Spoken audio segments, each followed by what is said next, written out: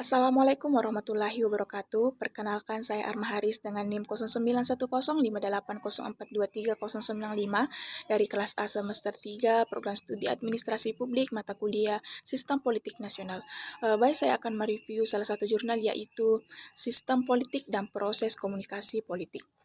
Baik, sistem politik dalam wilayah ilmu terapan, komunikasi politik sangat bergantung pada sistem politik tempat komunikasi diterapkan. Secara universal, sistem politik menampakkan karakter yang sama, yaitu terdiri dari dua subsistem, yaitu subsistem suprastruktur sebagai sarana kehidupan politik pemerintah dan sistem infrastruktur, yaitu suasana kehidupan politik masyarakat.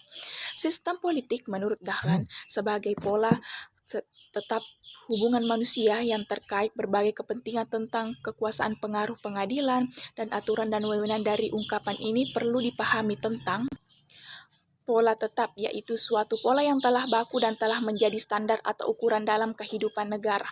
Demikian halnya komunikasi politik. Apabila sebagai suatu sistem, maka komunikasi tersebut berada pada sistem tertentu.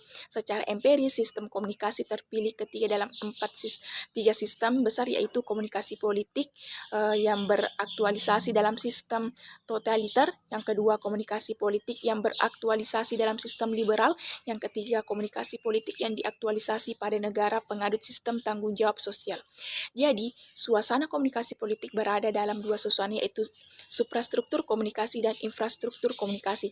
Pada suprastruktur komunikasi terdiri dari para pengelola sumber komunikasi sesuai dengan fungsi kekuasaan, sedangkan pada infrastruktur atau suasana komunikasi masyarakat yang terdiri dari para pengelola sumber komunikasi sesuai kebutuhan unsur-unsur yang ada pada infrastruktur.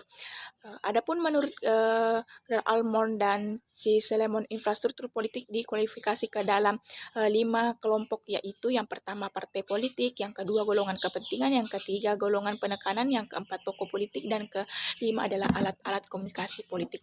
Baik, mungkin itu saja hasil review dari jurnal saya.